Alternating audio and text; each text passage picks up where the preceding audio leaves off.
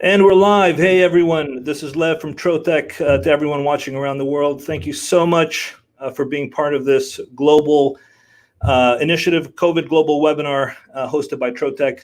If you want to give us a quick hi on the chat, let us know where you're from. I will list it. I have my co-host here, Mario from, I guess you're in Switzerland right now, right, Mario? Yes, I am. Yes, I am. And, I'm currently Mario, in Switzerland. So Mario is our managing director for Spain and Latin America. Is that correct? Yes, that's correct. So hello to everyone. I'm very happy to see all of you and to share this this forum with a great audience and a great panel set up today. So Mario, why don't you maybe give us a brief intro? I mean, how long have you been with Trotec? What is your overall, I guess, general laser experience? What do you guys do in Spain? Perfect. Yeah, so I've been working with I have experience working with lasers for over 10 years. First off, as a manufacturer of different types of materials and applications with the machines. I used to be a distributor for Trotec based in Latin America. And just recently, at the beginning of this year, I started out as a managing director for Trotec Spain. So yeah, it's I've been very lucky to have a chance to meet a lot of great people that make up the Trotec team, and obviously the Trotec customers, and different applications and so creative stuff that people are doing with lasers nowadays. Awesome. Okay, so I guess the way we're going to do this is we're going to bring people in as part of the panel. We have a great panel from across the world, and then we'll ask them individual questions about their business and their experience with COVID-19, and then we'll basically, after about 20-30 minutes, we'll open up the panel to everyone, and then you guys in the chat ask questions, participate. We'll try to answer them and get the discussion going. So our first guest is Jonathan Lewis from South London Makerspace. Welcome, Jonathan. Hey, Jonathan, how are you? Good, thank you. How are you guys?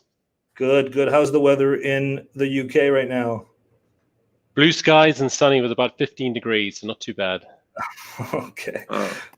Perfect. So, Jonathan, if you want to basically maybe tell us about the Makerspace, how long you guys been around, whatever kind of comes to mind.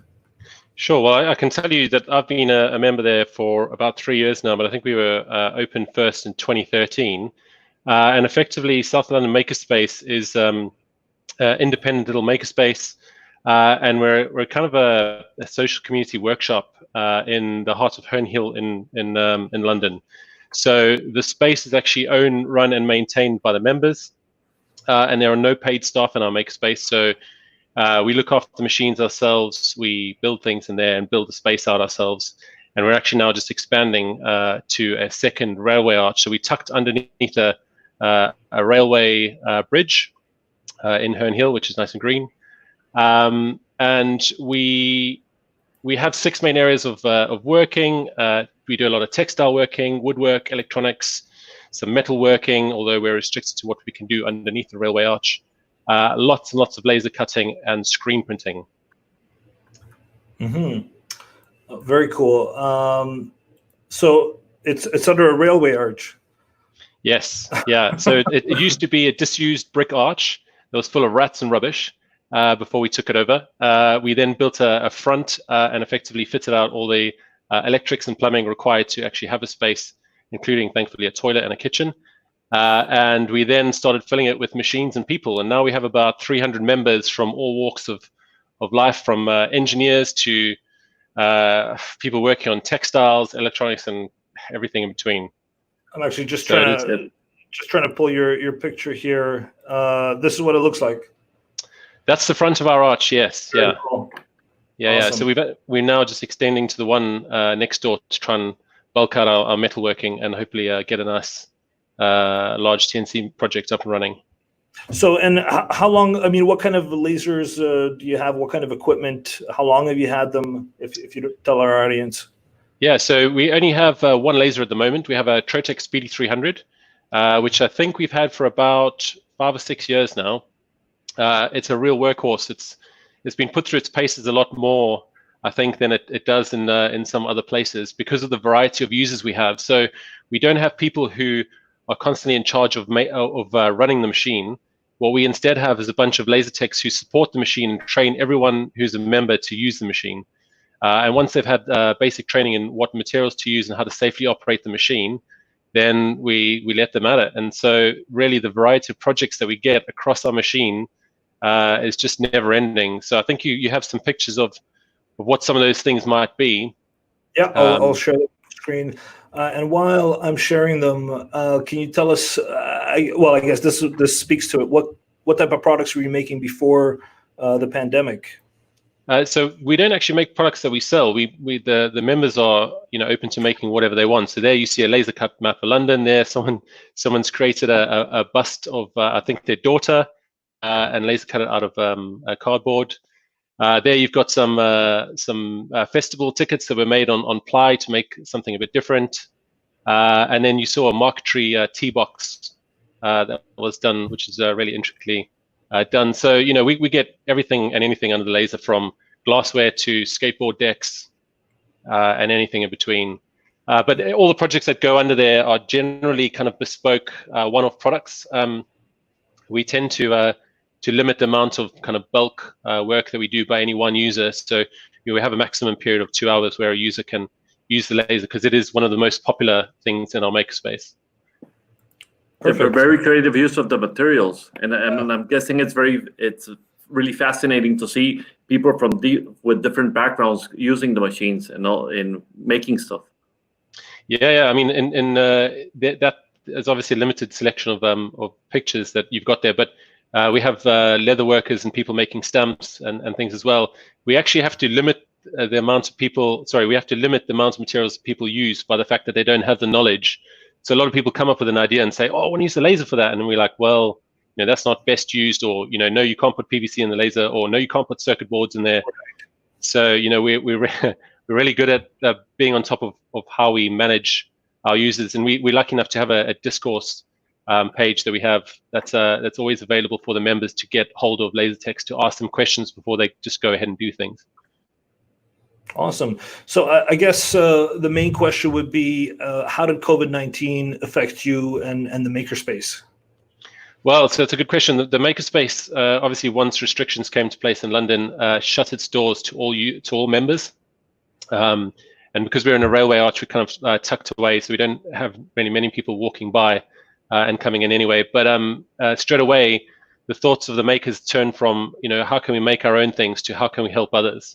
So the kind of philosophy of our makerspace was really to reach out to the local community, and that's where most of our PPE is going. We're not reaching out to big organizations and necessarily hospitals, because we're not at that kind of scale.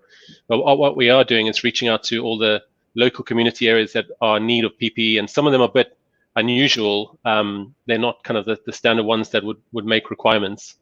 And reach out and help those people, and obviously all of our PPE that's produced is shared with people at no expense to them. So we've raised the funds to make the PPE and produce it, and then we're giving it free of charge to the local community. Oh, you're giving it free of charge. And how many? Wow. Do you have generally how many PPE things have we produced? Yes. Well, so we mainly produced laser cut visors, and they actually come from a design that's done by Smoke and Mirrors and Trotec, and I can provide more details on those later. But we've already produced 1,500 of those. That's actually the 3D printed one, which is the Verkstan Swedish design. We've done about 160 of those, and we've done about 1,500 laser cut visors of the other variety. So you'll see, the one that's being modeled by one of our members here. And that's made out of polypropylene.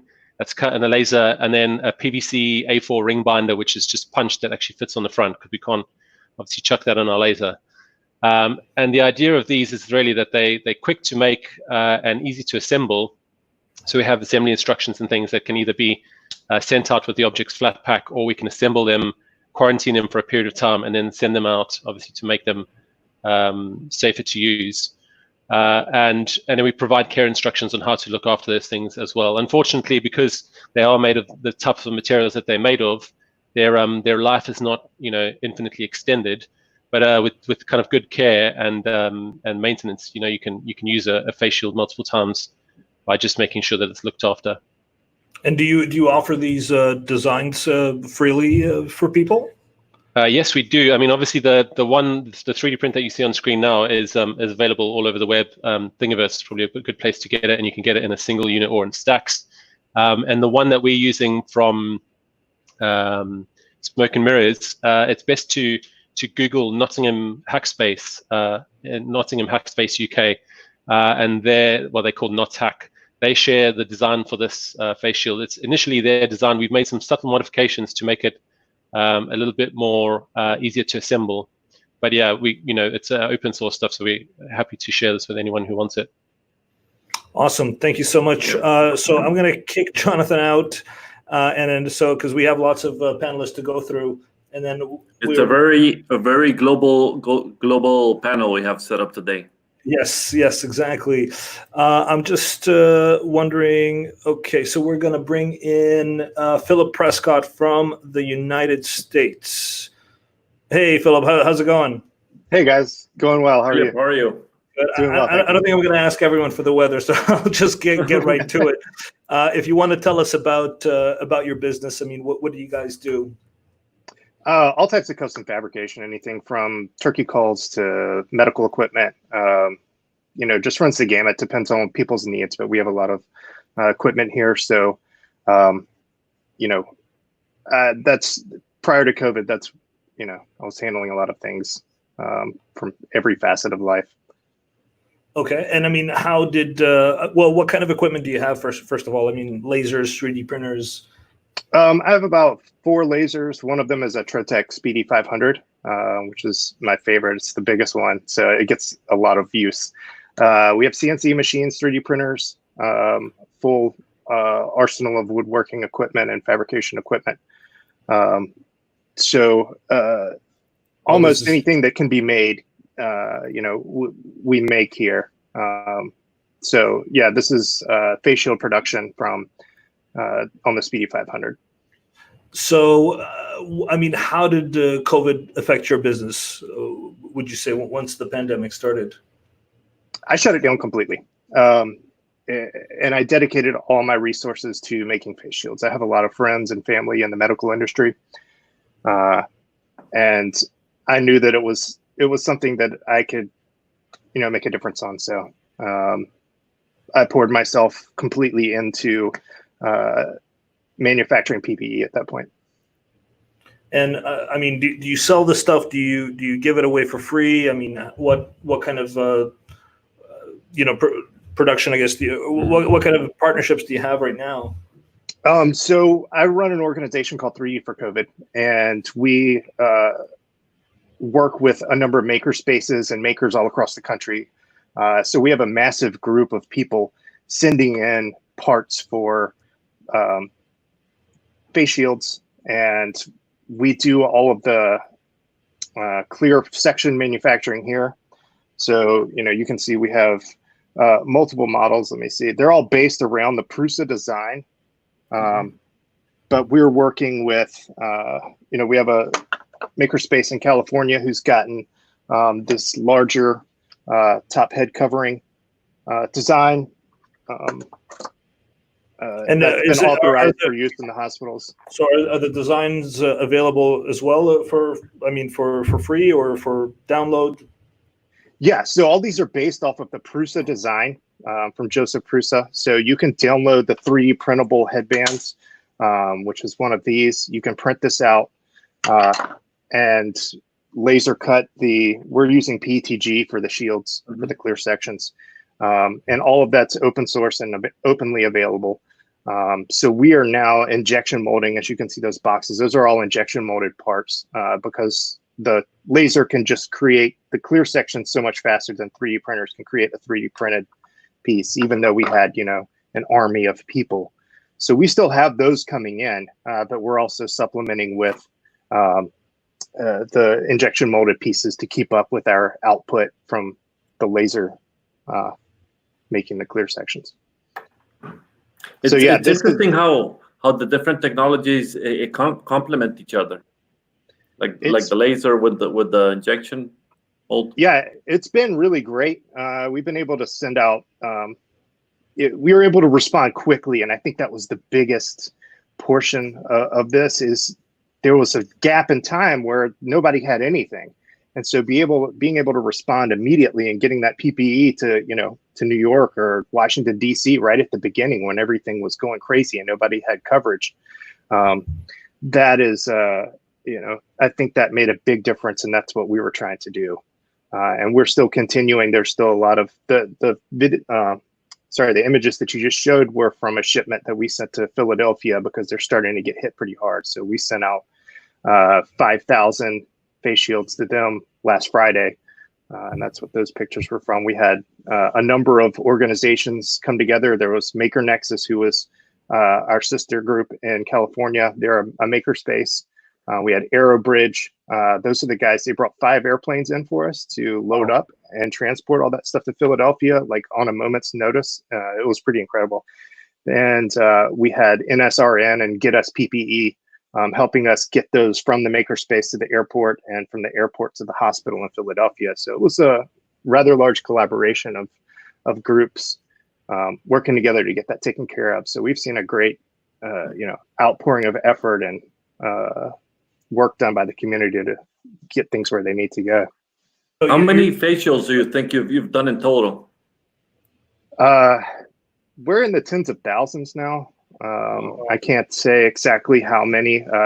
We're a maker group, and so we have separate branches. We have one in Vegas, California, here in Greenville. So we do distribution from all of those, but even our smaller individual groups, are pushing out units. It's in the tens of thousands. And now with injection molding, just the larger section of our manufacturing can do tens of thousands a week.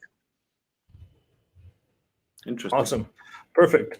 Well, thanks so much. So we'll come back to you, Phil.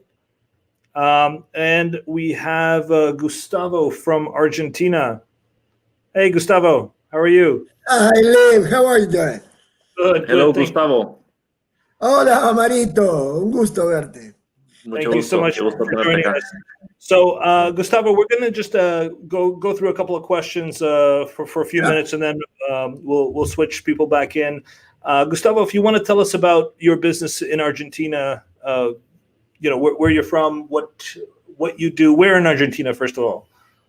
Yes, well, I am in Buenos Aires. I'm since 2012. We are the Trotec distributor here in Argentina, Uruguay, and Paraguay. So we have experience about our market. And now we are fighting with the COVID-19, no? Yes, and I have actually a couple of videos of what you guys are doing. So what are you guys doing for COVID? Like to fight the pandemic? Yes, that's diaphragms that we cut. We are making this for a TECME that is ventilators manufacturers in Argentina. Is the main manufacturer. We began cutting this since 2012, and this is so sorry, just to double check, you're making parts for ventilators? Yes, we are making spare parts for ventilators, for ventilators, sorry. The ventilators now is the main manufacturing that we are doing now, because we have a big pressure to produce this kind of diaphragms in Argentina, no? We produce it 50,000 till now, from February to today, up to date. what kind of equipment, machines do you guys have in Argentina, in your facility? Our facility are Speedy 360. We have Riot 300. We have many speed markers because we made several industrial applications, and we have a Riot 50 and Speedy 100. This is our facilities. A big array of machines, different models and everything. And right now they're all focused in manufacturing these COVID PPE products? Yes, we made a network with many of our customers, especially in Uruguay and Argentina. And you can see in the pictures we made taxi dividers. We are making. How many taxi dividers have you guys made? Well, the customer told us about 200 taxi dividers. And this is out of acrylic? Yes, it's acrylic. It's sorry, it's not acrylic. It's PET. polycarbonate. Yeah. Polycarbonate. Okay. Polycarbonate. Very interesting. Yeah. And we make our customers are manufacturing face protectors also for children. You can see one of our customers, Jimena, these really good designers, made this for the kids. Very cool. And of course, different protectors, handler protectors, en fin. A lot of products about this, no? Awesome. Very interesting. Thank you, Gustavo. So we're going to go to our next guest. Actually, this is Hans from Honduras. Hello. Hey, Hans. How are you? Fine, and you? Good. Thank you for calling me. Thank you so Hi, much. Hans. How are you? Hello, Mario. Thank you for joining us. Unfortunately, this is all in English. So, but Yeah, everyone's okay. English is really, really great. And I think everyone, there's a good communication going. So Hans, if you want to tell us about your business, or what do you guys do in Honduras? Well, we're the Trotec distributors here in Honduras for like 18 years now, 19 years. We started using the lasers thanks to Mario. He was like my mentor in that case, right? He showed me how to do signs and stuff like that. Yeah. So since February, we are doing the PPE protection equipment. We're doing the face shields, the shields, and the aerosol boxes, which help in protecting the medical staffs when they're working on the patients, right? Oh, these intubation boxes. Yeah, the intubation boxes. Very cool. And are you guys gluing them together, or just kind of pressing them together? How does that work? Okay, I tried to glue them, and yeah, it did work. But the medical staffs, they have to use it quickly. One is holding one side and the other guy is holding the other, so they tend to rip them apart. So I designed like a system that you can drill them and use bolts to lock them into place. So it lasts like 10 times longer like that. Oh, wow. Yeah. And what thickness of acrylic are you using for these? 3 and 5 millimeters. Yeah. 3 and 5 mil? Very cool. Yeah. Are you guys finding a deficit? Like we're getting acrylic is harder to come by in Canada. Are you finding the same in Latin America? Okay, I'm a close friend with one of the suppliers here in Honduras of acrylic, and I'm a friend of another guy's company who produces acrylic here in Honduras. So I have a virtually unlimited supply. Oh, wow. Yeah. And wow, you're a lucky guy, Hans. and from what I understand, you are one of the only people in Honduras who are making personal protective equipment, PPE? Okay, we were the first ones. In the picture you're showing right now, this guy is called Fernando. This doctor saw my grandfather when he was on his the last year of his life, right? This is Fernando. So Fernando is one of the leading doctors who is attending COVID-19 patients here in Honduras. And he called me, hey, I really need your help with these boxes, these intubation boxes. And I told him, yeah, sure, I'll do them. I'll fabricate them. So we were the first ones to make them because these doctors reached us and told us, please, we need your help. Sure. So we helped them. And now, there's other competition making them, but like a month later, yeah. And how many roughly PPEs were you guys making for like in the last 2 months? Okay, we've made like 5,000 face shields, Wow. like 150 aerosol boxes. Well, that's until now, right? We're still fabricating them. And shields, we've made like 100 of them. The ones that we use for supermarkets and banks, pharmacies, etc., etc. Very interesting. Okay, perfect. Hasbro was one of the first ones to go to market with this product. Yeah, very good job. Yeah, Hans, that's great. Okay, we're going to go to our next guest. We have Stéphane Derome from Canada. Bonjour Stéphane, comment ça va? Bonjour Lev, ça va bien? Est-ce que tout le monde, Bonjour Stéphane. comprend ce que je parle en français? That's all the French I know. Oui, oui. I'll switch to English side.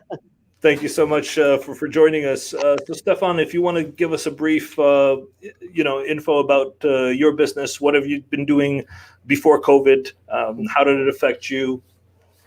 To make a long story short, we've been in business more than 105 years ago. In fact, the business was established fourth generation, 1914, and we mainly involved in the OPD market, the office supply distribution market.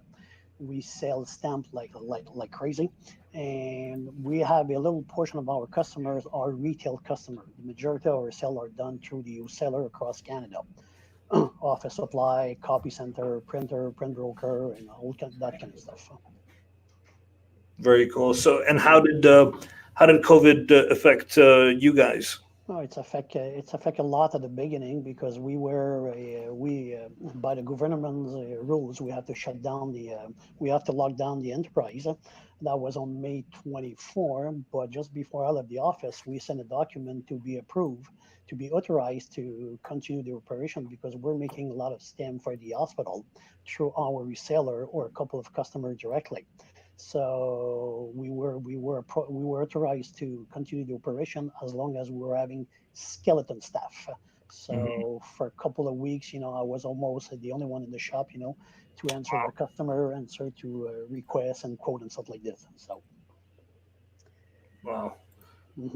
And so what kind of equipment do you guys have for producing? Well, lasers, anything? We have we're up to 4 lasers right now. We have a Speedy 300, we have a 400, and we have a 500, and we also have a Laserati, but it's not. We don't use that to do the PPE. We use the Laserati for the rubber stamp industry. So, and we do the PPE. Well, I think we missed the first wave. I call it the wave for the PPE because at the beginning, our reseller, who's deeply involved, in the distribution to the hospital and clinic, they were asking if we can do something. We said yes, but the thing is, every time that we find a material like the PET, the PETG, or stuff like this, every time we find a solution and we came to a decent price, the company who was at a point to sell us, they said, we're running out of stock. We're running out of stock. So we concentrated our effort on the second wave. And the second wave, we're right in the middle of that. At the beginning of the second wave, it's more for our reseller now because the business just started to reopen last week. So we have like a lot of dealership calling our dealer to say, can we get visor? Can we get the PPE? Can we get the sneeze guard and stuff like this? So now you're ramping up production. Exactly. By the way, I got a message for Hans in the Honduras. If he wants to ship me by boat any acrylic, I'm about it. There you go. We're making connections already. Okay, Okay. Good. thanks so much. The network is working. Exactly. Awesome. Thanks, Stefan. Next, we have Jackson from Brazil. Hello, Jackson. Hi, guys. How are you? I'm fine, thank you. Nice to see you, Mario. Nice to see you, Jackson. How are you? Fine. Thank you so much for joining us. So where in Brazil are you in? I'm in south of Brazil, very south, closer to Argentina. South of Brazil. Perfect. So yeah, Jackson, if you want to tell us maybe briefly about yourself, about your business, what have you guys been doing so far? Okay. We started our business as Trotec distributors about 25 years ago. And as soon as Trotec was created, we bought one of the first engravers from Trotec. It was the year 1998. We created a second company, Solograph, that used these laser machines for producing a lot of things. And 10 years later, in 2009, we started as Trotec distributors here in Brazil. Very cool. So if you want to give us a brief, how did COVID-19 affect your business?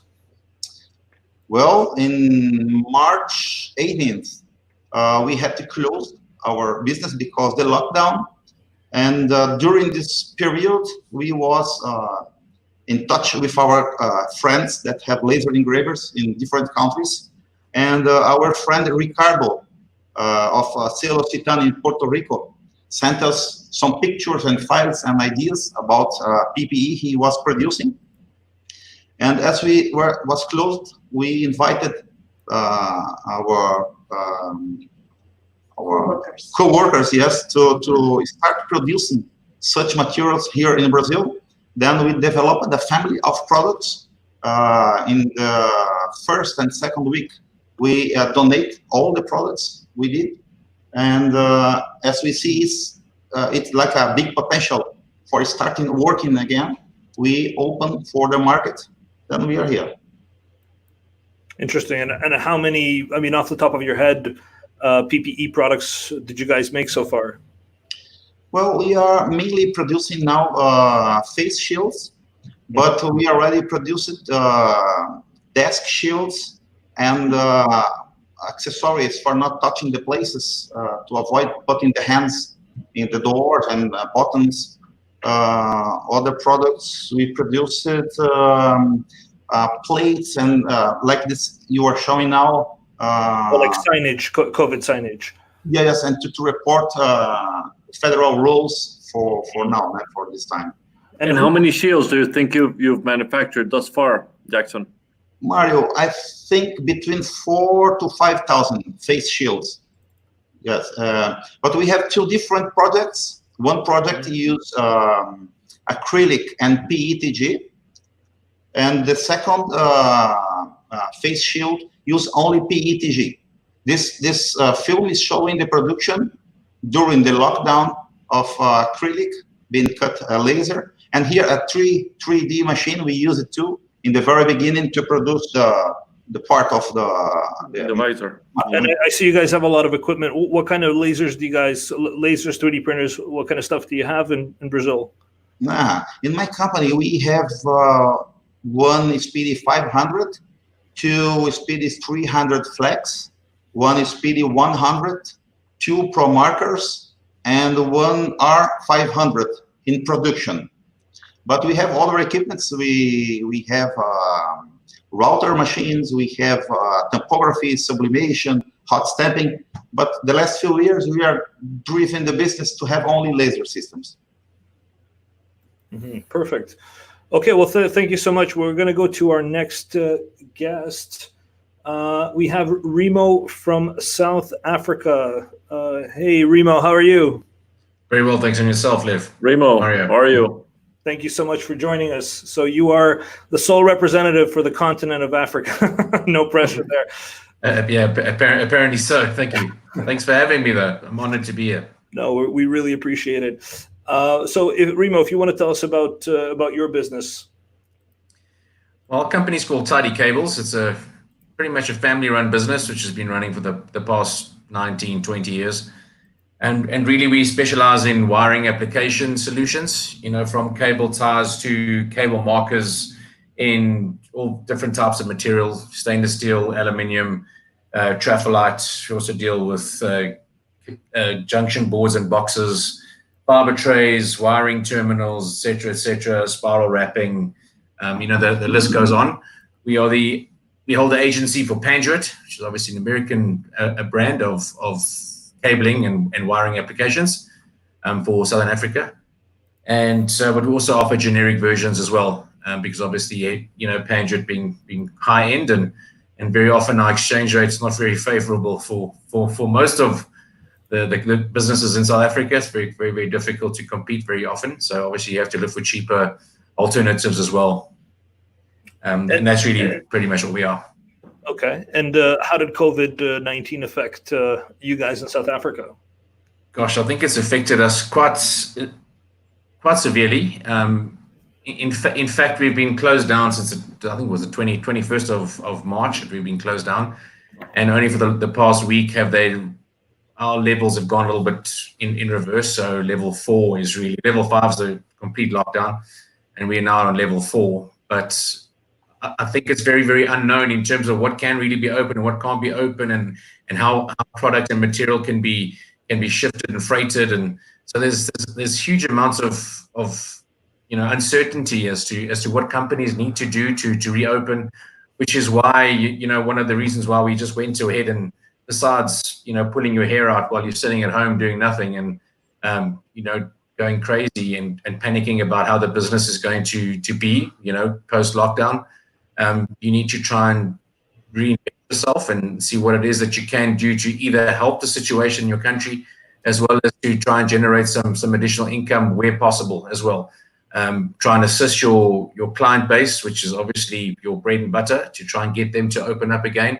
And what is it that you can assist them with in terms of PPE equipment to try and help get them up and running again. And hence we were able to do that, and you obviously had to make application to get a certificate to be able to trade, and we did do that, and we've pretty much been doing that for approximately the past 3 weeks. So you needed a certificate as well for it to be like an essential business in South Africa? That is correct. And currently we supply a lot of engineering firms who ultimately are supplying a lot of the mines, etc. in South Africa. And we don't really deal directly with those mines, but we deal with the installation companies, mechanical, electrical engineering firms, etc. That's the main part of our client base.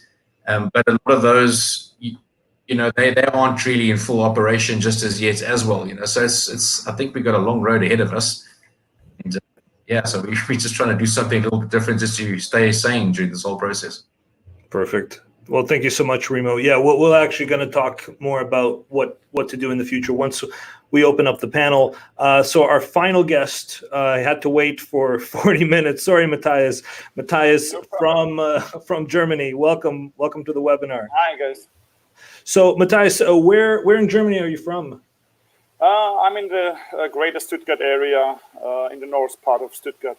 In Stuttgart? Okay, perfect. So if you want to tell us a little bit about your business. Yeah, my small family company active in Germany and parts of Europe. In the fields of timber construction, custom-made products, displays, wooden advertising materials, signs, lettering, graphics, and the development of new products. Yeah. We make a lot of things, and we are happy in the Trotec family. Perfect. And so how did COVID-19 affect you guys, affect your business? COVID-19 are really crazy. It is positive, but it's a lot of stuff we do in the last 6 weeks. We did make the sneeze guards only. You see it in the pics. And we make more than 1,500 square meters of this materials, PETG. And we make this for Ministry of the Interior, city administrations, hairdressers, nail studios, butchers, retailers, medical practice, and many, many more. And we still make it. And I think at the moment, this part of this sneeze guards, maybe it is a billion market. These guards between hairdressers. That's pretty. Wow. That's crazy. And yeah, we have looked for some modulars to fix this walls and make all individual. And yeah, the guys are happy. And what kind of? So it's mostly PETG and acrylic that you're using. Only PETG because maybe it is the it is the most best for the disinfection to clean it. Yeah. Here you see big office rooms. Sorry, my English is not the best. No, it's perfect. You're doing well. Here you see a big station. They make the view with the cameras. Yeah. So, and, how many of these kind of products and shields, like, would you say you've done so far? At the moment, I think more than 1,500 or 2,000. Wow. Yeah, we have a lot of police stations in the federal state where I live, and so it's been you're able to stay in business because of this. Yeah. I think we can say here in my location we can go to the third wave. The first wave, it was the first rescue for system parts, police, doctors, pharmacy, all system, only the system. And the second wave was the shops, the butchers, it's for the system too. But now the restaurants, they did have a really big problem. I think there we have a lot to do. And this market are totally crazy. But I think I can only speak for the German companies here.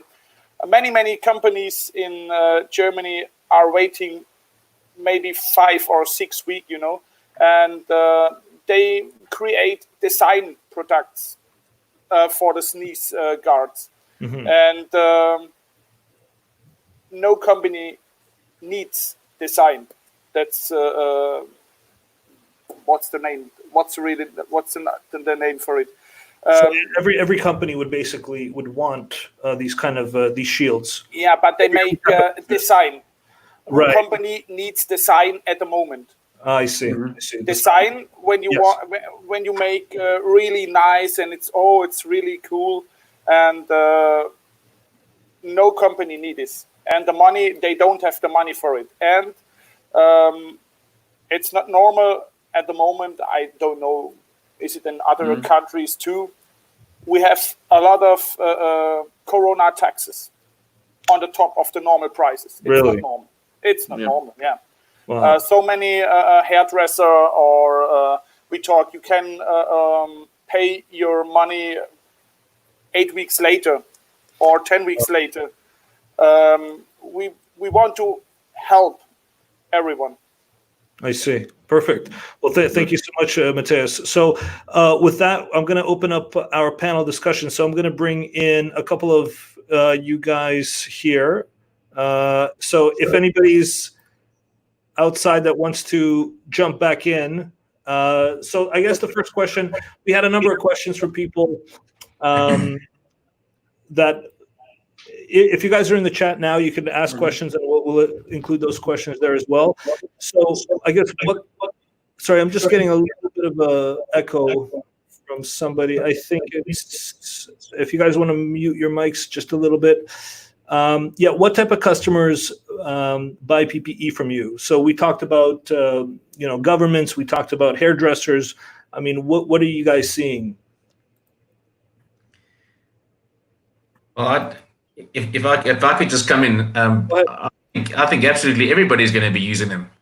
I don't think it's going to be, from our perspective, be able to go back into the workplace without protective wear over your face, whether it be a mask or whether it be a shield.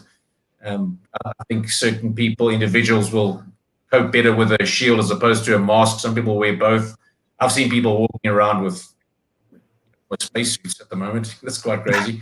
But I don't think this is going away anytime soon. And I think that's for the foreseeable future in most countries. I can speak of obviously South Africa specifically. We only due to hit our peak in about September. And if businesses are to reopen, then absolutely every single person is going to be having to take the necessary precaution, in the workplace. And so, these shields and masks and are going to be here for a long time. Definitely. And there's going to be more demand as businesses start to reopen, and we feel that. So yes, we're going to see more demand for the shields, and there's a lot of work to be done still. Yeah, Mario, you actually, I know you guys in Spain are doing, talking about branding on the plexiglass, on the acrylic. Can you tell us a little bit about that? Yeah. So we're starting to see a lot of customers, again, since this is something that we're going to have to live with for a couple of months, we're starting to see these shields they're starting to be branded, like with a company logo, whether it be for a soft drink company or for a pharmacy that the medicine, and these brands might even be willing to sponsor those shields for their customer. We just saw I think it was one of our panelists was talking about the designs in hair salons. So that we see like brands of products sponsoring this type of products for their customer and their client base. Yeah, we're also starting. We can open to see. Sorry, go ahead. Sorry. Yeah. I was also mentioning there's a customer of ours who's also using his UV printer on stuff he's cut out with the lasers on the shield, and also branding them as well. So again, I think we're going to start to see a lot of that. Yeah, my question was going to be for the panel. Have you seen that in the market? Have people been approaching you asking to put their brands on these kind of PPE? Yeah, most definitely. We put our brand on a lot of stuff that we make that we give out for free, so that if people come across it secondhand, they know where they can get more. And we do all of our stuff as donations, but I also make like ear savers and things like that, and we put our brand on that just so that we're sending out 100 or 1,000 of those to a hospital, and if people want to get more, it just makes it easy for them to know where to find it. So it makes sense to do that. So if you see, I guess, well, not if you see it drying up a little bit, do you see yourself approaching these kind of bigger brands and saying, we can do a big sponsorship? I don't know. Let's say if it's hairdressers, you can have a sponsorship for hair products or something like that.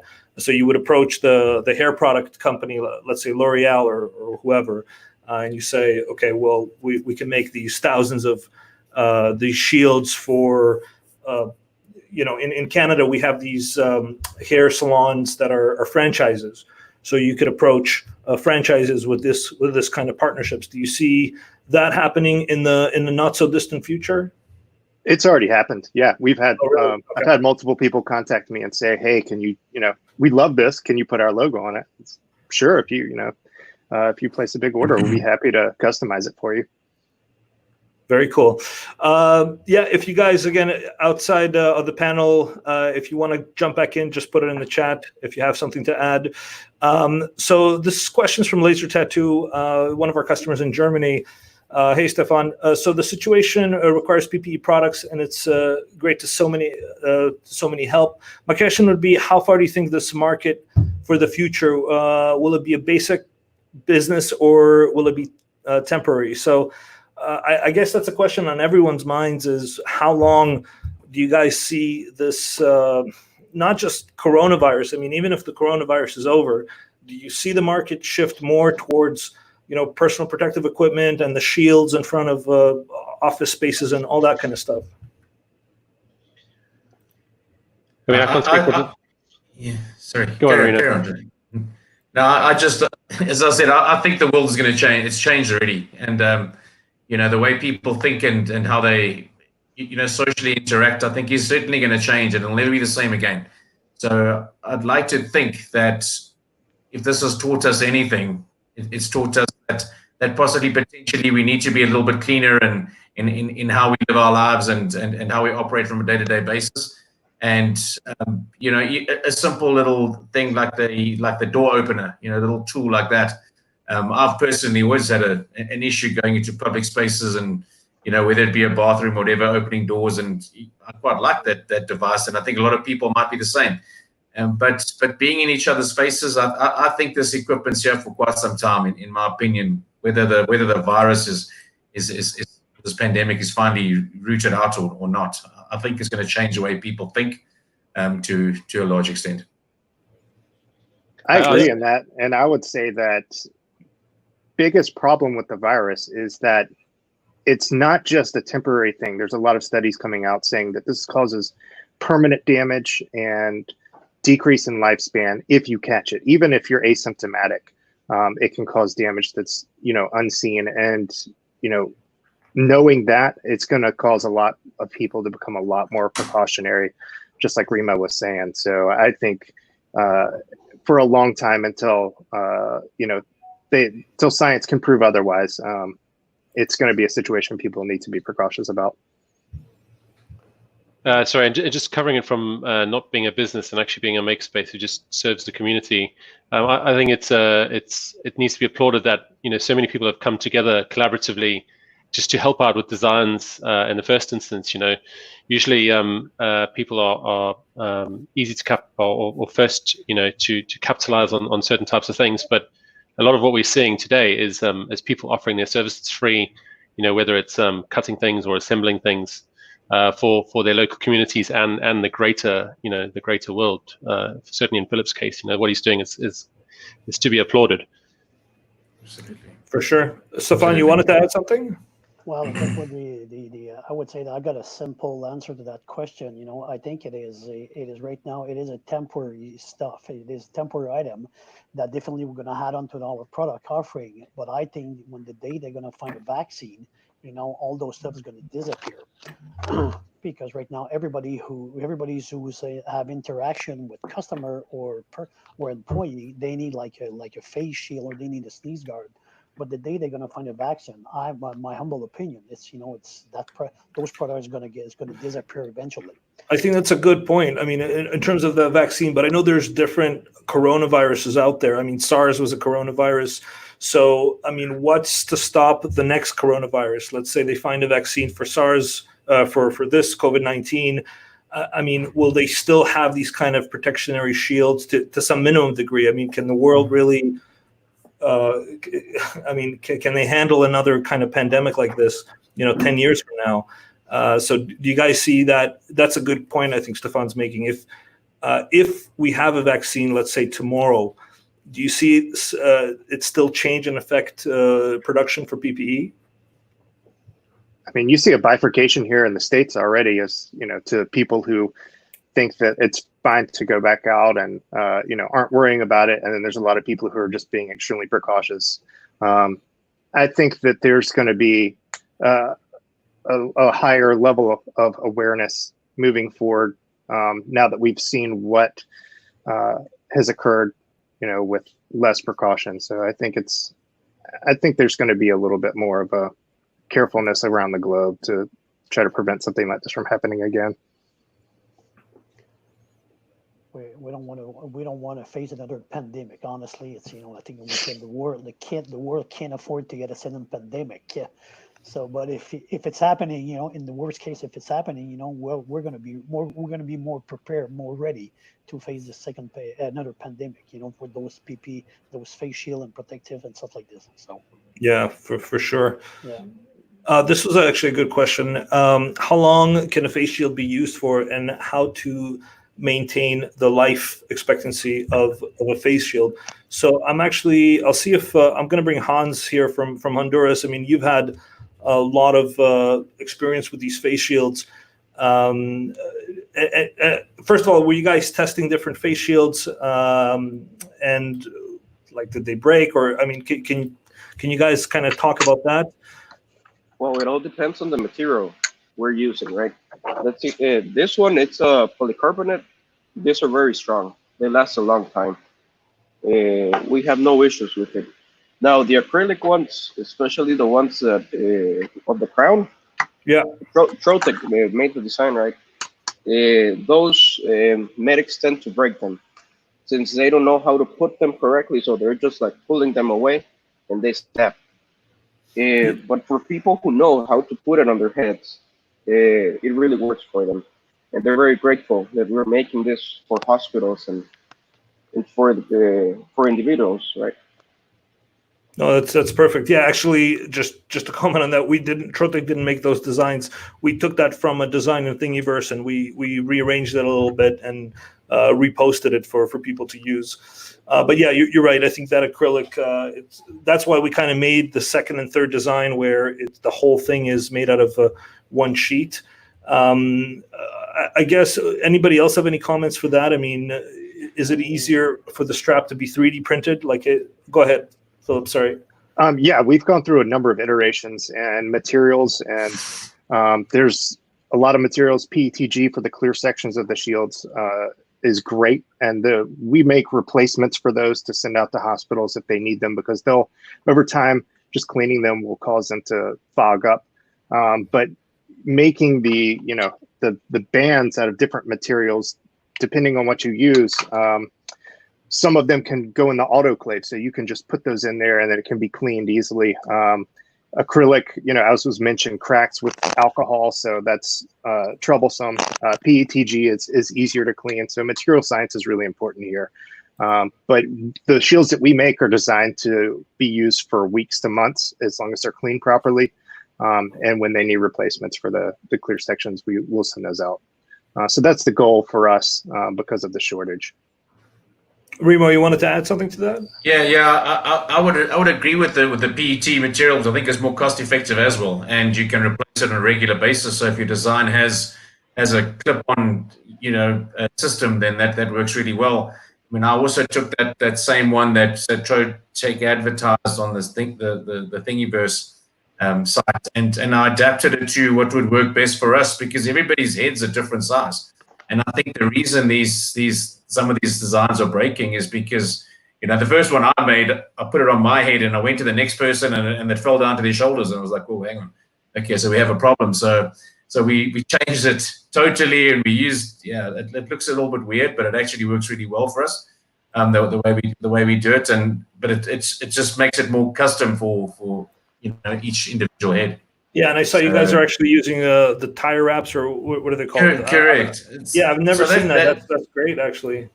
That is a nylon, cable tie. So you've got two cable ties. The one will go over the bridge of the top of your head, so it prevents it from slipping down. And then you can. I've kept the hooks on the end of it so that you can still use an elastic band, but the other one goes around your head, and it's. That's very smart. Yeah, you'll take it off and on as a cap, as you would with a cap anyway. So, and cable tie costs next to nothing. So if you need to replace those, it's really nothing. I think from that perspective, to answer that person's question, I guess if it should last quite some time. If all you're replacing is the visor section, then it's quite cost effective to maintain moving forward. We offer the crown version in two different versions. We offered it in the original one, the acrylic one, 5mm or 6mm, but they're so easy to break. When you drop it on the floor, it's easy to break. So we made a newer version, and it's much cheaper. It's made at the MDF 3mm. Oh, really? Wow. Exactly. It's much faster on the laser machine. It's more economic to produce it. And customer, honestly, from the feedback that we have with the customer, they prefer the MDF because it's with the acrylic, when you're cutting the edge of the acrylic, it's a little bit sharp. So it's bothered the customer the user after a couple of hours that they carry that crown version. But the MDF, it's so light and it's almost unbreakable. So. Is that MDF not considered porous in any way, though? Porous. Like it? You mean it could absorb sweat or something like that? Yeah. Yeah, I'm assuming, but we don't have any complaint on all. Okay, now. On all. And are you, Stefan, are you yeah. giving those to medical facilities or non-medical? Well, we're selling to the reseller. We don't know where that's going to. I see. Yeah, exactly. You know, so. Sorry, if I can just add, I think one of the key things is communication, because what we found was originally when we started producing these face shields, we could either provide them flat packed or assembled, and obviously the time that it took for us to assemble them was a big consideration, because we had to take them off site, get someone to assemble them, then bag them up effectively as a quarantine period, which at the moment we're running as a minimum of 3 days, but try to extend it as long as possible before we share them with other people. But I think that the key thing here is really communication. If you're going to get anything out to anybody, you need to make it as easy as possible for them to understand how to put it together, how to wear it, how to look after it. And the better information you provide with the individual units, the longer the lifespan of that unit's going to be.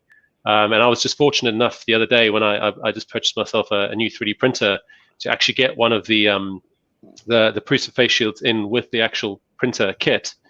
And just the delivery mechanism for that is fantastic. It comes in a sleeve. It's all pretty sterile to the end user. It's ready to be opened. The plastic covering to be taken off the Petchy visor and assembled within seconds. So I think really communication. If you're going to get anything out there, focused on who is going to be using it, what their knowledge of this thing might be, because they may have never seen one, have seen one before, or understand how to put some flat pack design together. So if you can stick QR codes on there, or if you can stick website links or anything where people can really just get information as to how to put them together or look after them. Perfect. Go ahead, Philip. Yeah, I want to say that's an amazing point, because we ship out a lot of the Prusa design shields. So we include instructions with each one to say, here's how you put them together, peel off the cover off the PETG. This isn't blue, it's clear, but has a covering on it. And we also do include QR codes, as you were mentioning, to have video to show you how to put things together. And that makes a huge difference, because, you could break one of these or whatnot, or people might not know. You just put it as a sticker label on top of each? We always pack them in multiple quantities, 10 or 50. So we just include 2 or 3 pieces of paper that give you instructions how to do each thing. And there's a QR code in there, so you don't have to type in these URLs to get to the videos. So that makes it a lot simpler. And on the flat pack thing, we spent some time speaking with Apple, and that was a big factor in the face shields that they created, to have something that was very low on assembly, but also that they could ship worldwide to get out to places like Africa and India, far away, without having these massive boxes. Flat pack made a huge difference. So being able to push those out, there's a couple models that will work with our face shields with these same hole designs, but are just PETG bands that clip together. So at certain points, if we ran out of headbands, we could just laser cut some more of those PETG sheets, and they would fit together exactly like this. I don't have one in here, but I have one in my other room, and they work pretty well. So there's been a lot of cool, developments coming out of the maker community and the sharing. It's been great. Yeah, for sure. Sorry, Mario, your microphone's off. Oh, sorry. I was just adding to what Philip was saying. It's quite impressive how all these designs have been evolving. And they're evolving very fast. Obviously, given the demand. So it's very cool to see all the designers putting their head together and working together and coming up with innovations. Yeah, that's essentially, what Trotec was trying to do, is just open up and get designs. And I should tell everyone, I'll put the links from each website that we mentioned here later on, once the video goes public. Well, once we stop the video, and it'll be on our YouTube channel, I'll put that in the description section for Anybody that wants to share more designs, we can put that on here as well. I think we're going to keep going with this webinar. There's lots of questions coming in, but I promised I don't want to take people's times away from the panelists. I know everyone's very busy. So if you have to go, by all means, you're free to go. Thank you for your time. I think we'll spend another maybe 20 minutes, half an hour going through people's questions. I think it's a good discussion. So I just wanted to give people a chance if they need to go to do so. I think this is actually a very good question from John. How does a business change from providing free items for first responders to selling to a business? I've seen some businesses shamed on Facebook for putting a price on ear savers, etc. Have you guys, do you guys do both? Does anyone here on the panel do both, sell and provide free equipment? I do. I have, I sell ear savers separately, but I also give them away with everything that I do. So I have them on a site that they can purchase, if they need more. But if you're a medical, frontline worker or something like that, I send them for free. So I know there's a lot of people in the world that are wearing masks now, and people want to have access to ear savers. And I think the ones that I've designed are really nice and comfortable. So, I keep them at an incredibly low price just to cover my costs. But, it is something that I do. Yeah, I think we've been doing that with the hearts that we published last week, where we would give them for free to medical staff, but people around Canada can donate. So it'll cover our costs. So if you want to donate 100 ear savers, it'll basically cover our costs, then we'll send it to the hospital or medical staff that you're looking for. So that's interesting. Sorry, Matthias, you wanted to jump in about this question or something that we talked about before? For the before, yeah. I had a question to the guys. The big problem is that the PETG is sold out, at least in large parts of Germany, but also think in other countries too. How are you all doing at the moment? That's a great question. We actually didn't go with PETG for the reason that it was actually hard to come by, and then we had to, laser cut it, which would add to our production time. So what we actually decided to do was to try and find something that more people would have access to. So initially we went for PVC sheets that you would get for reinforcement binders and things. And then those could just be used with a hole punch, so that you would get provided one with the kit and you could use it. But long term, to look after something like that, it could get easily scratched. You could just buy a pack of PVC sheets that you get from a stationary supplier and a hole punch, and effectively remake the visors, the screens yourself. So that's just looking at an alternative method that where everyone has access to a product that they can actually use to fix their screen if need be. Yeah, okay. And I just wanted to ask that for Hans. How is the PETG supplies in Latin America, for example, or how do you guys deal? Well, you talked about acrylic. You have unlimited supply, but do you need anything else? And then how do you guys deal with shortages? Yeah, well, PET materials here in Central America are very rare.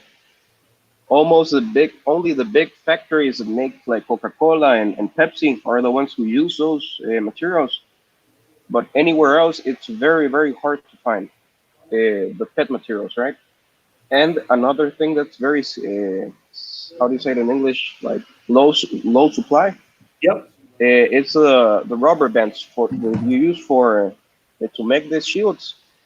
Everyone's buying them because everyone's fabricating masks and stuff like that. So those are very scarce here in Honduras. Yeah, and sorry, go ahead, Philip. Go ahead. I was going to say we ran out of PETG at the beginning of April, and it's been very scarce in the United States. All of the suppliers cut it off and were making face shields themselves. So it became difficult to get. So we had to reach out to a number of companies. I've called every company in the Southeast trying to see if they have it, thermoforming companies. And we found a bunch that were sitting in warehouses that we were able to get because those companies had it stockpiled. We've also had a number of our groups get in contact with larger companies, as you mentioned, like Coca-Cola, who have donated large rolls of PETG for people to use. So, it's cool to see some of those larger companies helping out. Elastic bands, I have a connection for elastic bands. They are the buttonhole style. So if you need that, I can get that over to you after the. Yeah, that was actually the idea why we made the band out of that same material, because I actually try to look for elastic bands and I realized you can't find them anywhere. So I like Remo's idea with the tie wraps. I think those you can get those more than elastic bands. Sorry, Jackson, you wanted to come in and comment? Yeah. In the first weeks, the stores were closed. We had no access for other suppliers to get the elastic bands. Then we used it in the first project, rubber for money, this rubber, no? Small rubber. Yeah. Then after that, like this one. No? After that, we developed. Sorry, can you show that to the camera a little bit? Oh. Yeah. Can you see no? This bands? But it looks like a poor product. And I don't know the reaction using alcohol to clean it up. Then we developed this new one using PETG, the same plastic used for the shield, like this way for using accordingly. Yeah. But as this is thin material, normally it breaks if people do this many times. So we had this first material. This is PP.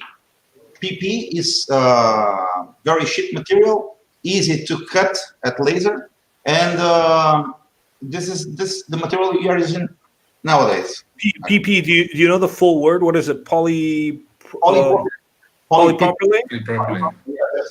Okay.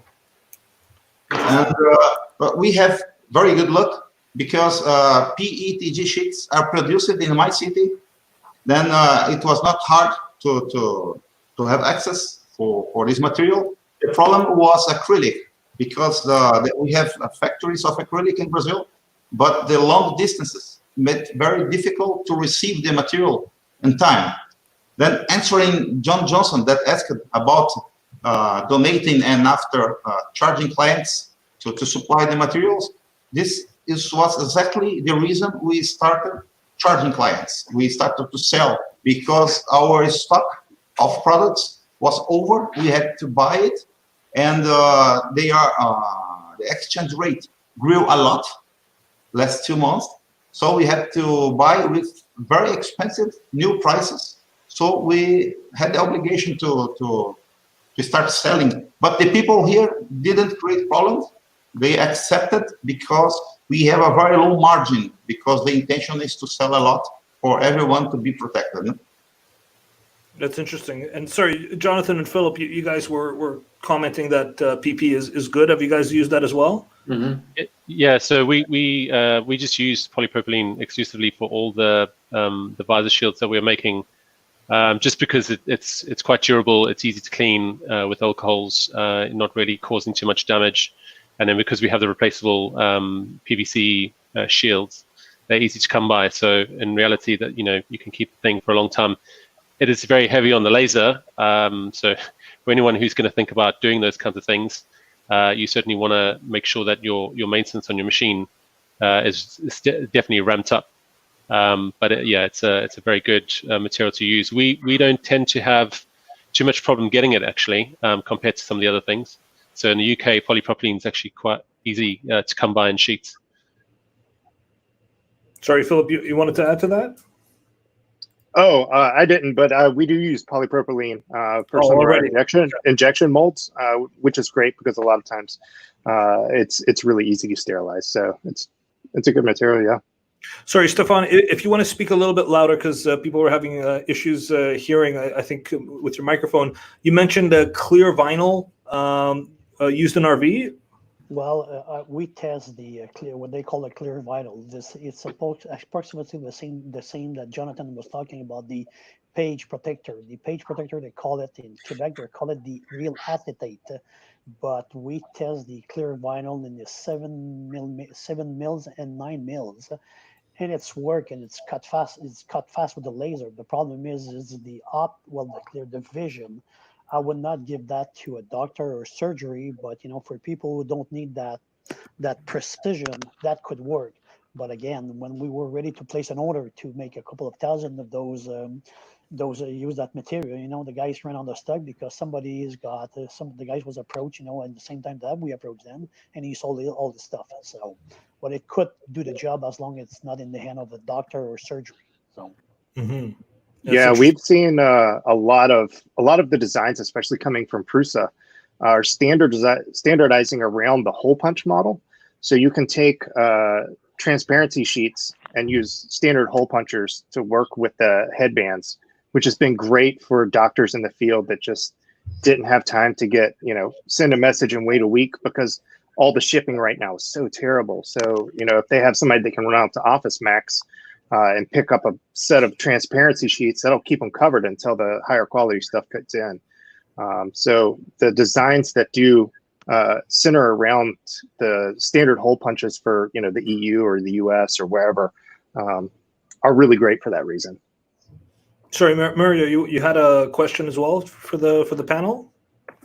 Yeah, obviously the demand for these products is quite high, and again, we've seen the common denominator between all of you guys here is the shift that's happened between either being a stamp maker or a sign maker, now shifting to manufacturing PPE. So how has your staff in your offices, in your companies, how have they reacted to this? I mean, I've seen cases where you have the administrative personnel pitching in and helping out making these products. How have they reacted to all this? It's a new product for them. Kind of a new product, we train one the girl who's in charge of the production in the back. She's a lady, so she's been with us for the last 25 years.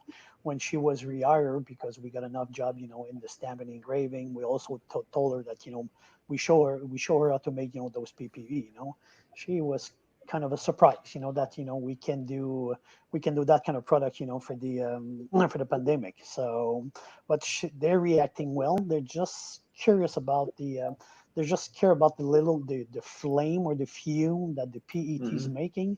They're just a bit scared about the toxicity about that fume. So other than that, it's another product that we're just giving them to produce. Yeah.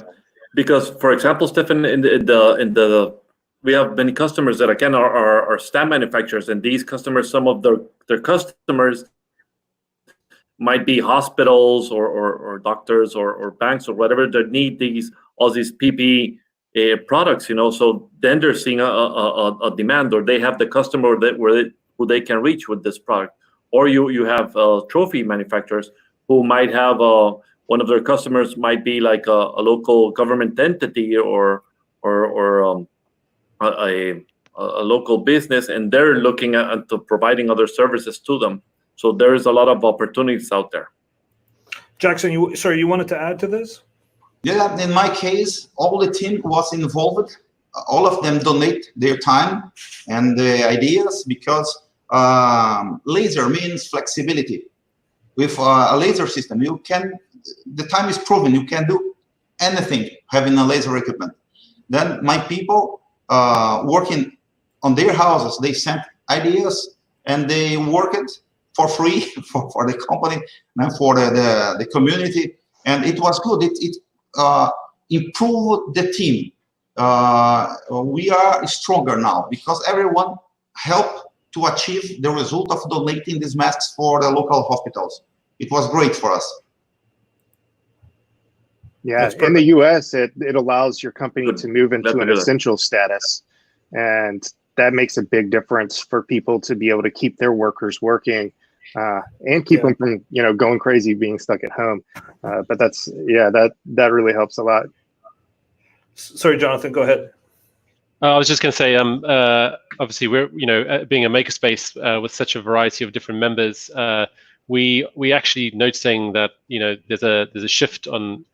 So at the moment we've got people producing visors and things, but we've also realized that with our laser we can really quickly cut cotton patterns. So I don't know, Lev, if you can pull up the picture of the face mask that I sent you. So what we're looking at now is actually a second wave of offerings to people, which are these effectively these sewn cotton face masks. So this one right here.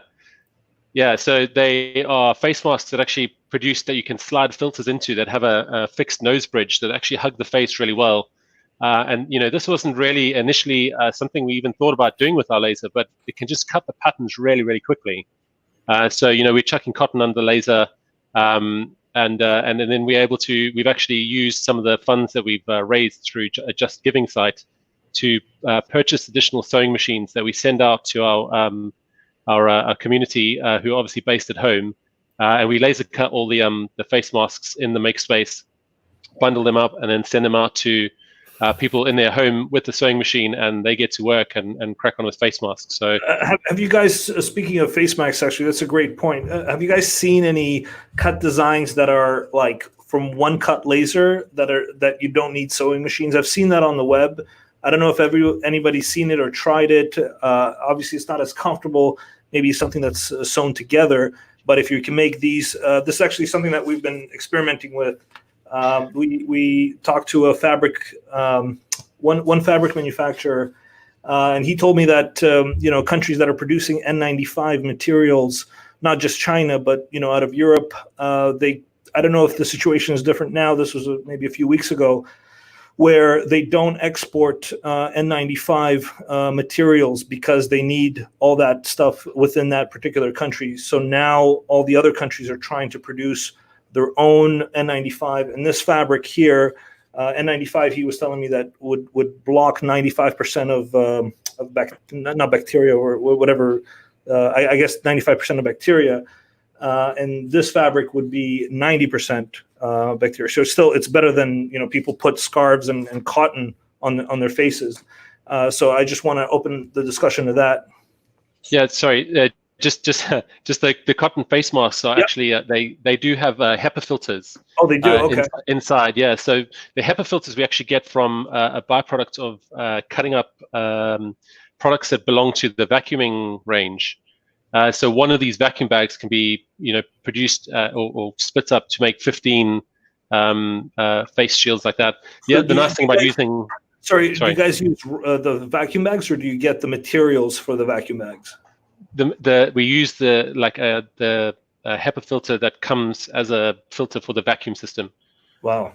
To then actually slide between the sheets of cotton to then add the kind of the blocker, if you like. The nice thing about these is you can also just you can sanitize them really easily by chucking them in the washing machine. So once you want to kind of sanitize it, you don't have to worry about taking it home, rubbing it down with copious amounts of alcohol. You can get home, chuck it in the washing machine, and maybe grab another one so that while your other one's drying, you have something to go. But certainly in the UK, there's going to be a massive demand for this kind of PPE going forward. So we're not focusing on people who are necessarily in a surgical environment, but everyone walking around in the street who needs to get on a bus, who needs to get on a train, are going to need face masks. But again, the most important thing here really is just about communication and education. How can you make these things easily from things that you have in your home? How can you look after them, and certainly how can you wear them properly? Because the amount of people I've seen walking around with face masks that aren't even really helping them in any way, because they're on their chin or below their nose. So any kind of education you can provide with your product is just really essential. This is actually a good question here. What materials are you using for ear savers? So in Canada, at least, we're using our Trolase ADA. You can use any Trolase. I mean, this is going to be advertising for Trotec, but if you go to any consumables, Trotec consumables website in Canada, it's engraving-supplies.ca, for example. You can find all different kinds of plastics, Trolase plastics. Even if you Google Trolase, this is the Trotec plastics. And the Trolase ADA is 1/8 inch and 1/16 is a pretty sturdy material. It might not be as good as 3D printed. 3D printed might be stronger. So I'll open that question up to the panel. What have you guys been using for ear savers, or what do you recommend? I personally use PETG. I use the scraps from the face shields. So I have enough left over that I can just use PETG, and it's great because it's easily cleanable, it's flexible, but it's rigid enough to hold those ear bands. And it's really lightweight. Everybody said it's pretty comfortable. But I think the most important part that it's really easily cleanable, which is where, you know, a lot of people ran into issues with 3D prints. Which thickness of the PET you using? 025 is a good one. You can go down as low as like 015 is pushing the limits. It's like 15 mil, but anything I'd say between 020 and 035 are probably good thicknesses to do ear savers out of. Thanks. Jackson, you wanted to add to that? Yeah, here we produce it in ADA from Trotec, and in fabric too. Oh, and you produce it out of fabric? In fabric with 2 buttons in both sides, and people use it like. Oh, interesting. Very cool. I've lost that question actually, but I saw a question earlier on the difference between PET and PETG. I don't have we have a really awesome person named Bianca out of our manufacturer out of North Carolina. And she actually answered that question for me, but I don't remember what she said. So do you guys know the difference between PET and PETG?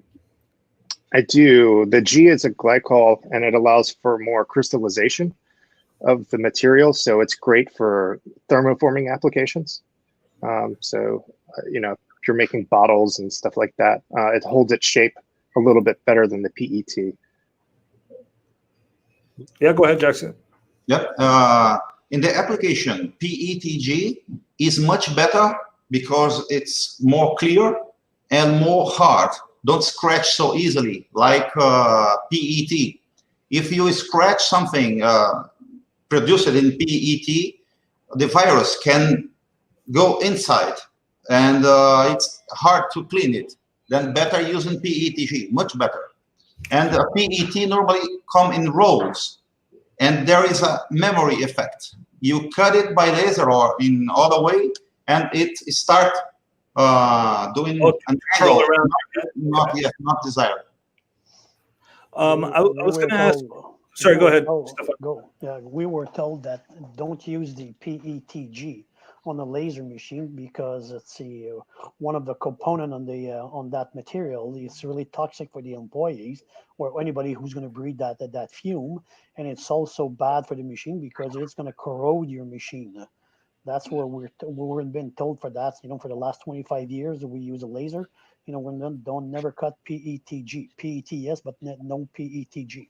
So I think you're thinking PVC because it's the C in PVC, which releases chlorine, which will damage your machine. But in the PETG, there's some. I think there's some chlorine. That's I haven't heard that to be honest, Stefan. No? Okay. No, I can't confirm or deny that, but I haven't heard specifically issues with the PETG. I would agree with Jackson. It's it's something sturdier. But I mean, for example, we sell PET 0.007, and then we also like in the U.S. and Canada, and then we sell what's called impact acrylic. So it's not PET, but it has a similar kind of component in terms of protection at different thicknesses. Has anybody been using impact acrylic for the front of the face mask? We even have a impact acrylic that's almost 3 mil, almost 1/8, that we are trying to start selling for the dividers. No, nobody for impact acrylic.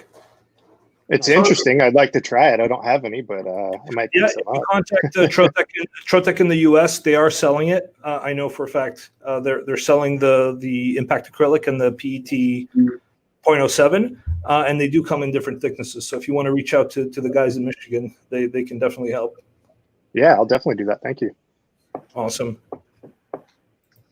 Okay, so I guess, I mean, there's tons of questions. I think we'll end it there. It's just it just keeps going and going in terms of questions that I have. Maybe one more. I've had a couple of people asking about the cleaning. You know, if you can clean it with alcohol or bleach or anything like that. Can you guys comment on that in terms of what kind of cleaning products you can recommend? Go ahead, Jonathan. Yeah, so I mean, I can only speak from the polypropylene. It can take you know, alcohol wipes quite easily, and then obviously the PVC that we're using for the front screens, which come from the ring reinforcement binders, effectively. The easiest way to clean those is with 10% bleach, you know, 10 to 1, well, 1/10 bleach and the rest water. But just don't use anything that's too abrasive. So the first thing someone's going to, you know, generally go for is some kind of abrasive pad or whatever to start kind of giving it a wipe. But obviously, you know, the scratches is what you're going to end up with there. So yes, it'll be clean, but it'll also be very scratched and won't be very easy to see through. So really just, you know, use something as soft as you can. And, you know, on polypropylene, you can handle the higher volume alcohol wipes and things like that. But certainly on a PVC, you want to go with a, you know, with a 10% bleach and water is our advice. Awesome. And I guess we can close it off, but I want to ask maybe each person a question, like the same question. You know, I guess what advice would you give new laser users around the world fighting with the COVID downturn? Just before we go, and I'll kind of switch everyone in. I guess we could start with Philip. What kind of advice would you give if you're, you know, if you're a business and you know, you have a laser, you're not doing anything right now, you're thinking of going into PPE, what kind of advice would you give? I'd say just go for it and start making connections. It makes it really easy when you put yourself out there to meet other people involved and that can help you out. And there's so many ways that you can make cloth masks, the face shields, ear savers. I think that in the future they're probably going to be making even more types of PPE for everyday use. So put yourself out there and you'll start meeting a lot of people in the industry and it'll open a lot of doors for you. That's what's happened with us and it's worked out really well. Awesome. And Jackson, what about yourself? What kind of advice would you give? Well, laser for me is the best tool ever. The problem is not all the materials can be produced using a laser machine. For example, like I heard before, chlor and other products cannot be cut by laser. Then pay attention. If you are starting a new project using your laser engraver, please pay attention on the materials. And a good exhaust is important. A good filter or exhaust. That's good advice. Stefan, what about yourself? I would agree with Philip, you know, to go outside and make connection. This is, you know, start with your local community, because if you knock on the door like clinic, dentists, you know, a car dealership, you know, they all need those face shield and sneeze guard and stuff like this, you know. And my second advice would, you know, make sure that you use a Trotec to do your stuff, you know. So that's shameless promotion, but yeah, we didn't pay you to say that. Perfect. Jonathan, what about yourself? Yeah, I mean, those are all really good points. Just from the, you know, the maker community point of view, I would say, you know, don't think that as an individual, you know, and not being a massive business that's turning over tens of thousands of products, you can't help, because every person has skills that are different, and we've certainly noticed across our community that, you know, people have chipped in many different ways. So we've actually had a desktop laser provided by someone who said, I've got this laser, you know, I do a little bit of cutting at home with some materials. Can you actually use it? And obviously you have to consider, you know, extracts and those kinds of things. But yeah, the main thing is really just try and get involved. There's so many different ways that people, you know, with lasers can help, or, you know, with other forms of technology as well. You know, 3D printing, the 3D printing community, again, is huge. So, you know, just because you print little things at home, don't think you can't print those and contribute towards a bigger collection of people, you know, making a real big difference. So no matter what the tech is, I mean, lasers, I totally agree with Jackson. laser is one of my favorite things. I probably always will be. But you know, if you don't have a laser, find out how else you can get involved as well. Awesome. Thank you, Jonathan. Hans, what about yourself? What advice would you give people that are getting into lasers or COVID or fighting COVID? Well, to support their local people, right? Give them as much support as they can, and try to share with the community the arts, right, from that you use to make these materials. To share their information and materials to help everyone, right? Get out of this as quickly as possible. That's great advice. Matthias, what about yourself? What kind of advice would you give? You're a new business, so I mean, what advice would you give other new businesses? Oh, sorry, I think I muted you. My mistake. Go ahead. No problem. It is really short. Follow your goals. Be there for customers. Use social media. Customers show what they can do, and leave the customers their own ideas.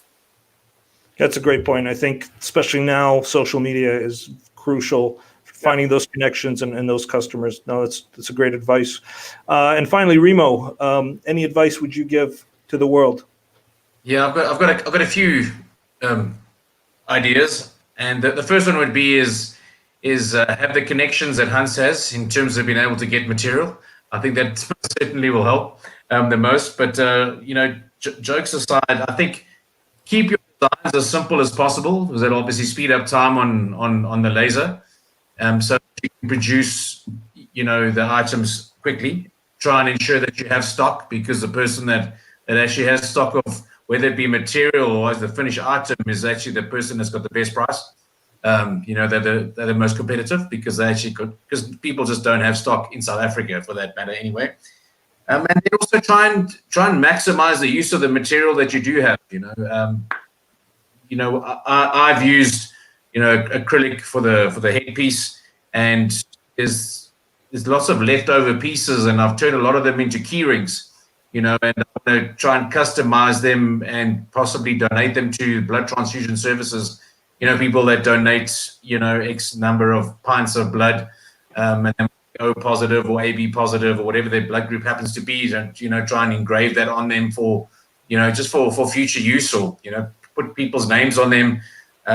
You know, maybe that's another thing that you sell key rings. I don't know. Anything, absolutely anything. So you maximize every little piece of material that you can get, because the material is quite scarce and it's actually quite expensive at the end of the day. So, you know, use that full piece of you know, acrylic that you have for other add-ons.